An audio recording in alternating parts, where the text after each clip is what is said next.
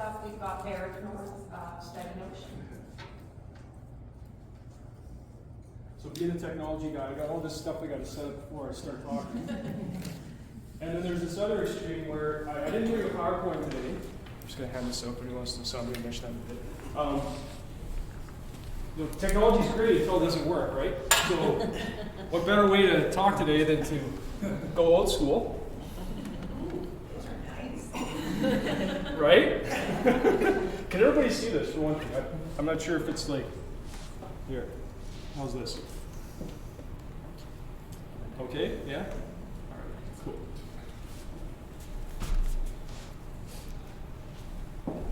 Now the first time I flip one of those, it's going to hit the screen, everything's going to come crashing down on me. So, awesome. Well, thank you so much, Victoria, for letting me come here today to speak to everybody. It's an honor and a privilege. Happy to be here.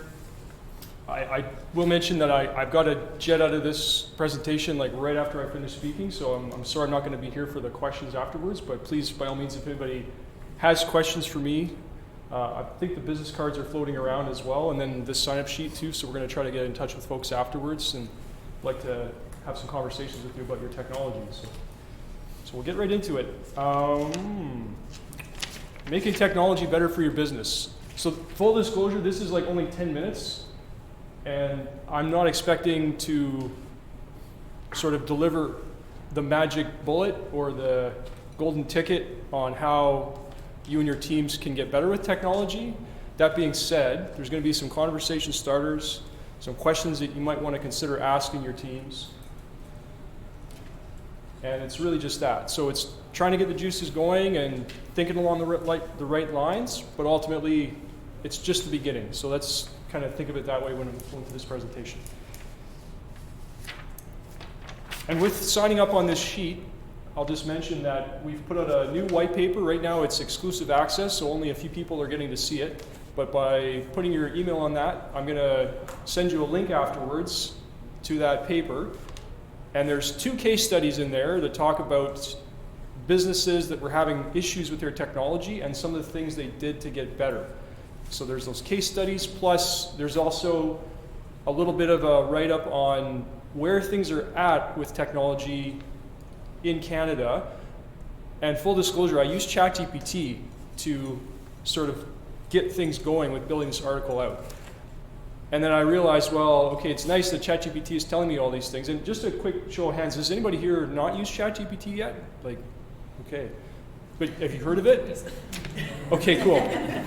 I'd encourage you to give it a try. Even just like think of it almost like a browser. You go in, you ask it a question, and it basically just spits out a bunch of answers that in some ways are like, wow, like I'm amazed that it came up with this. So it's really cool.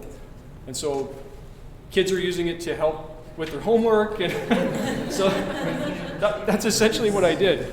But you have to fact check it. The tricky thing is that it'll tell you something, and it may look factual, but you always want to maybe go the extra step of actually saying, hey, does this make sense, or is this information accurate? In the case that I had, it talked about these government programs that businesses could apply for grants for their technology.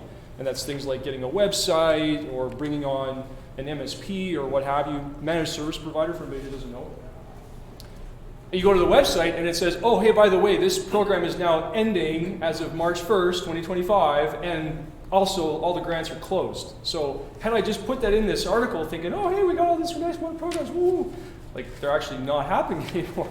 So I had to change the tone of my article a little bit. So it's always good to fact check.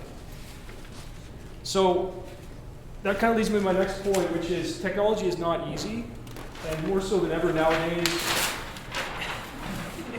Here we go. It's already started. It's an overabundance of choice that a lot of folks are faced with. And all these things are out there. There's solutions being pitched. You're getting advertisements. You're hearing maybe from colleagues or from other folks in your network. And there's more and more data than ever before. We're generating massive amounts of data every single day through social media, through various applications. Now with the Internet of Things. Anybody who hasn't heard of the Internet of Things here? Anybody not heard of it? Or Internet of Everything? So this is thinking of like, we have the internet where people are on browsing. This is machines connected to other machines that are communicating and spewing out massive amounts of data. So that the world is getting more data rich. And that comes with a lot of challenges. And so there's frustration. So we might think, or we might feel rather, anger, we might feel fear, frustration. Just the other day, I was doing some of the books, getting my things ready for the accountant for year end. And I'm on the application to do all this and doing all the categories and choosing a category. And at the very bottom, for like the last item, I'm like, okay, I'm going to choose this category because it's right now saying it's unknown. And the little menu pops up, it's a little pop-up, but it's below the page. Okay, so now I'm just going to scroll down. Well, as soon as I do that, the menu disappears. So it's like I'm playing a game of whack-a-mole, trying to get this stupid category. Like, it's the silliest thing. So it might not be you a lot of the time. Like when people are feeling frustrated, part of it is it's a mindset. It's understanding that it could just be really crappy technology. It could be a website that's not behaving properly.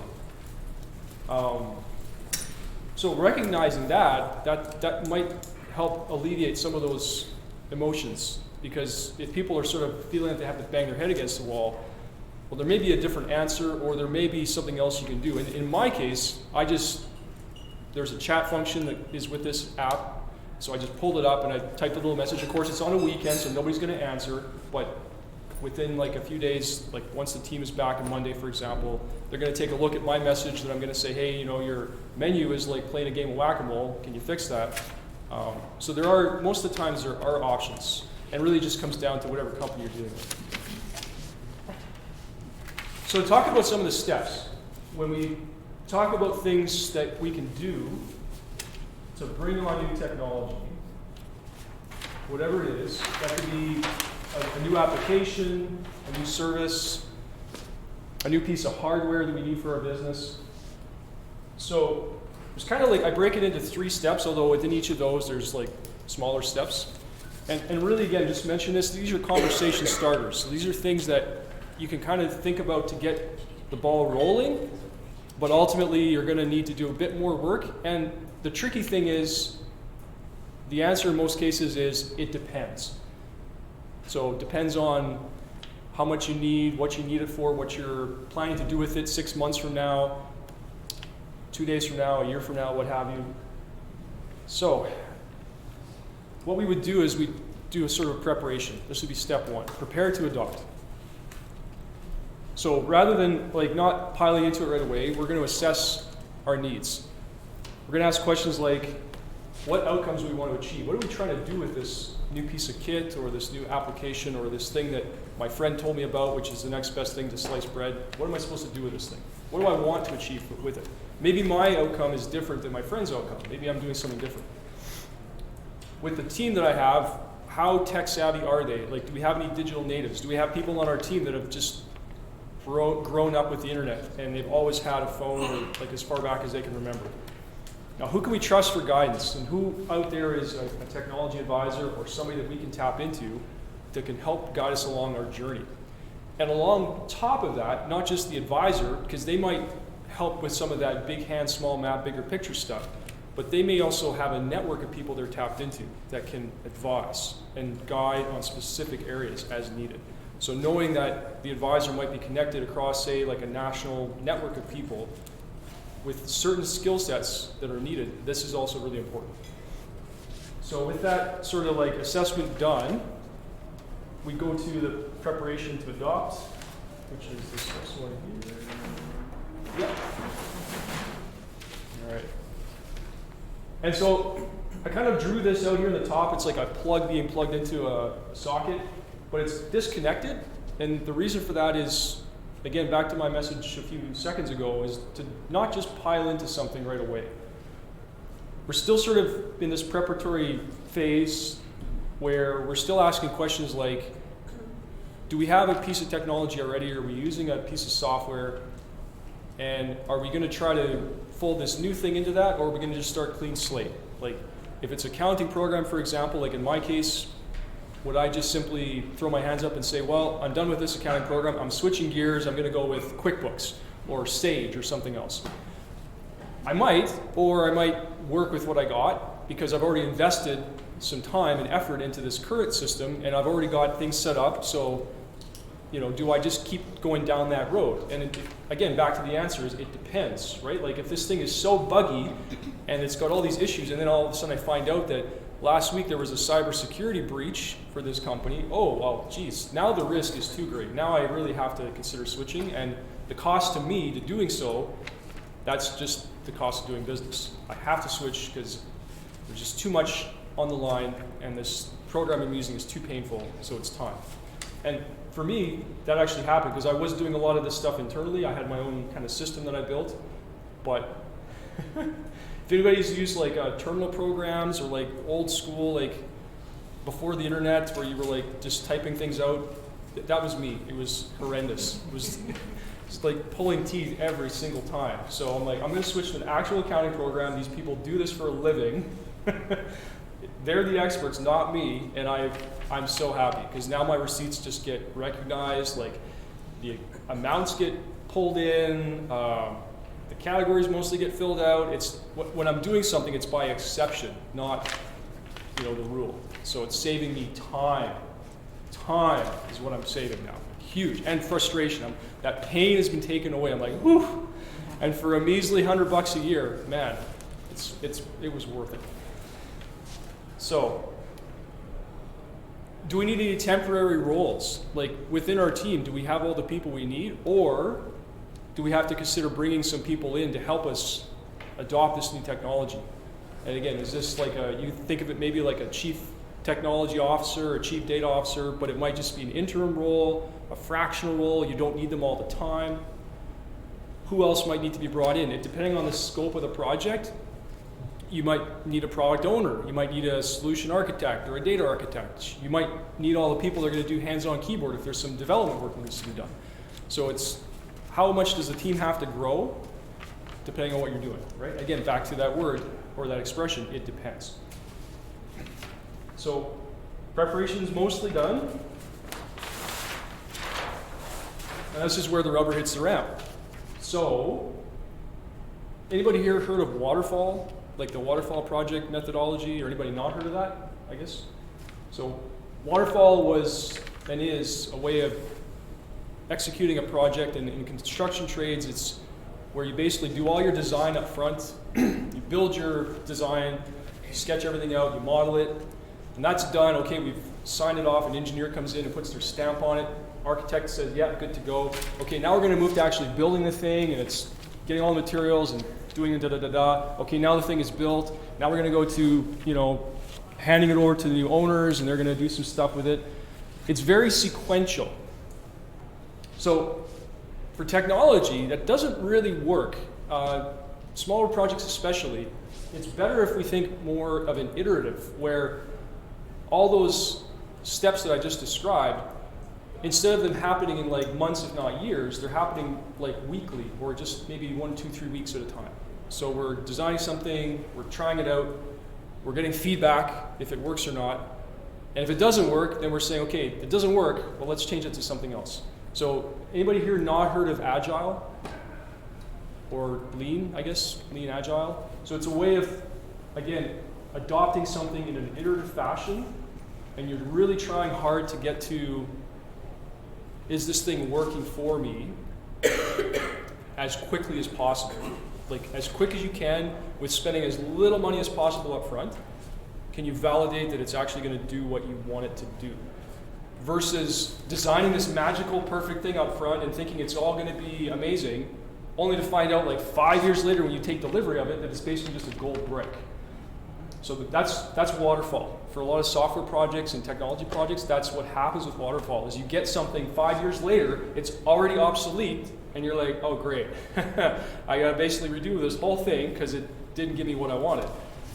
Versus Agile, which is a lot quicker, you don't necessarily get things right away. You might get a skateboard, but at least you're gonna get where you need to go, as opposed to waiting for the Ferrari that never actually rolls off the assembly line. So along with this iteration, again, I can't stress enough, you'll want to do this alongside an advisor or somebody who has had experience working in agile projects and has done some work, product development, or in things that involve bringing new technologies on stream. And hopefully they have connections to a network of experts themselves that, depending on what technology you're talking about, they may not be the expert. They might say, well, from a project perspective, I can help you keep things like agile, but the specific thing you're trying to do with the ones and zeros, I don't really do that, and I'll be the first to admit that. But I know somebody that does, so that's important. I guess I've been rambling on a lot here. Is there any questions so far? I know we were supposed to take questions like later, but again, I'm not going to be here right after this thing, so. Pam, go ahead. No, I'm sorry, I had something in my face. Okay.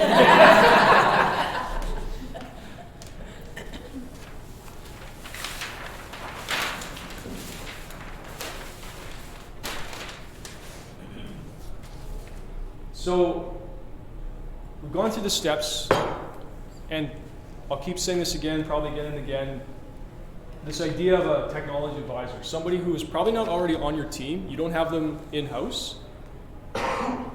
This would be likely somebody who's on the outside, they work at a different company. They're the person that has had experience bringing new technology projects, incorporating these projects into the lines of business. And they're there to help draw back the curtain of mystery around the technology. So helping allay some of those fears, put them to the side, and working with the teams, because in some cases you might have people on your team that are like piling in. They are just kicking and screaming towards the solution and saying, we want this, we could have had it yesterday, why didn't we get it yesterday? But there might be other people that are a little bit reluctant for various reasons, some of which might be very valid. They might say, well, I heard from a friend that this new thing, even though it sounds good, it's had a lot of issues. There's been cybersecurity breaches. There's been other things that have caused issues. And so these concerns, of course, are very well founded. And it might also be a person who, because they're not really that tech savvy, they may be not good with computers, they're concerned that this technology is going to either take over their job or it's going to in some way cause them more pain and suffering than they already have. And so bringing something on isn't just about plunking a new widget down on a desk or plugging it into your server room or whatever. It's how does this affect the team? And what dynamic results from that? Like, what are we going to see? What are these second, third order effects? What training do the teams need? What procedures have to change in our company now that we brought this new piece of kit in or this new web app or whatever it is, right? So an advisor can help with that, help navigate through those troubled times and essentially get you to that path to success with as little friction as possible and make it feel a lot less like a trip to the dentist, which it can for some people.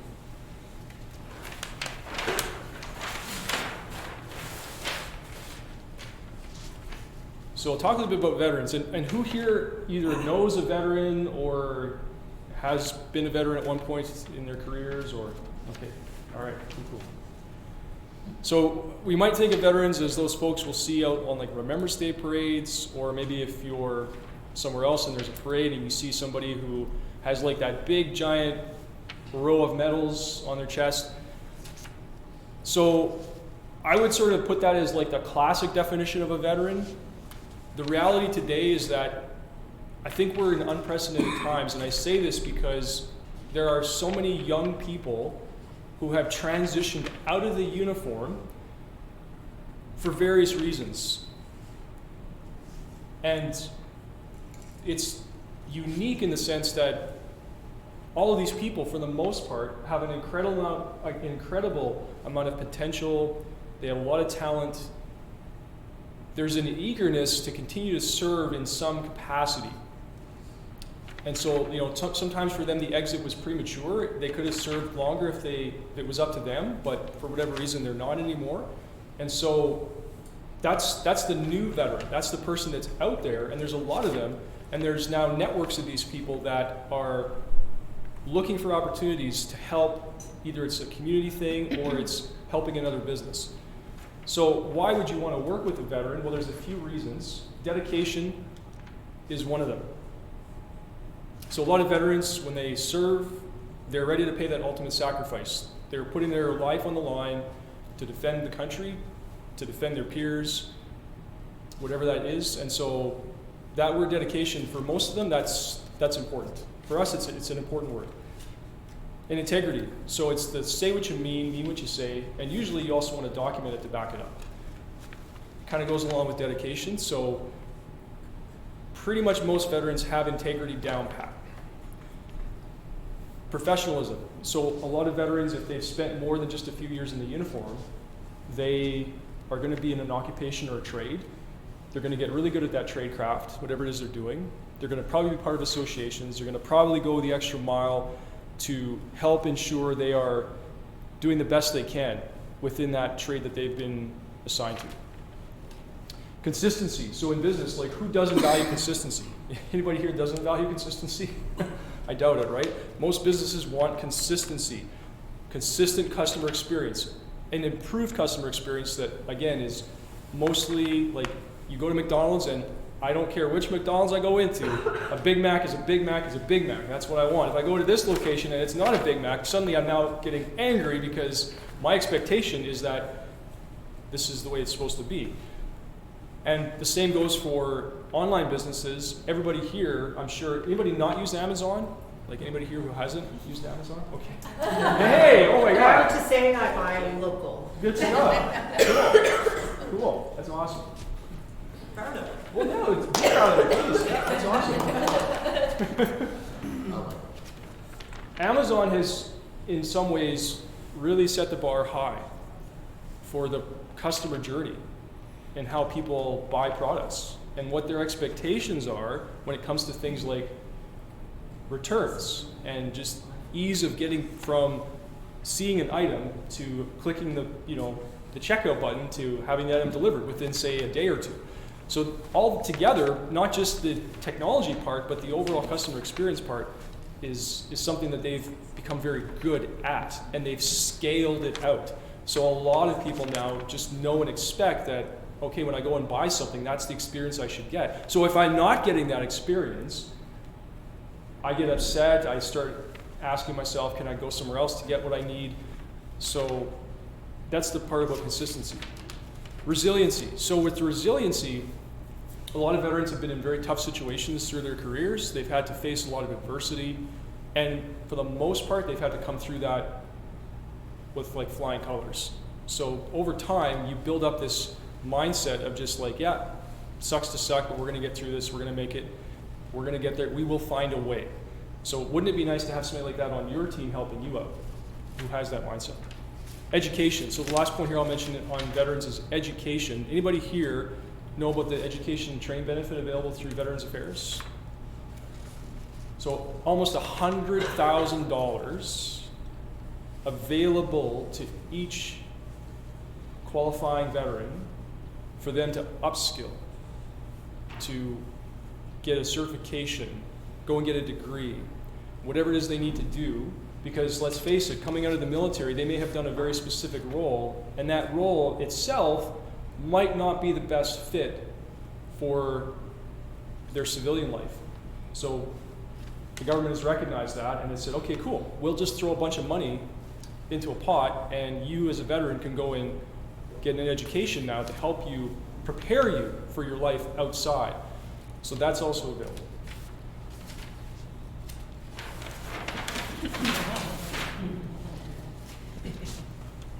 I did a lot of work, just so you know, I did an awful lot of work to try to like ensure that I kept the word count on this presentation. I think AI was like the only actual word I used, and then of course we have these numbers here for my phone number, but I really worked hard to just keep away from like words in a presentation, use visuals instead, and then just let the speaky parts do the talking. And I hope it had the effect I was going for. We'll see. So what we talked about some of the challenges businesses are facing, some of those emotions that go along with it, steps that businesses can take, and again, there's essentially 3 steps. Devil's in the details, and the answer is, most cases, it depends. We're working with a fractional technology advisor to help guide you along the journey, and also leveraging the veteran connection. And I'll just remind everybody, I'm not sure, just a quick, if somebody can show me their hand, who has the sign-up sheet? I'm not sure where it went. Right here. Oh, is it? Okay, thank you. So thank you so much for signing up. Much appreciated. Afterwards, once the dust is settled, when I get back, I will do my best to get this out as quickly as possible. What it's going to be is a link to our website, and I'll include the password. So if there's any issues, because again, this is still relatively new to me as well, so any issues at all, please let me know. Worst case, I can always just send you a PDF, just as an attachment. So stay tuned for that. Quick Can you question. just get this kind of sheet? Oh, yeah, sure. Thank you.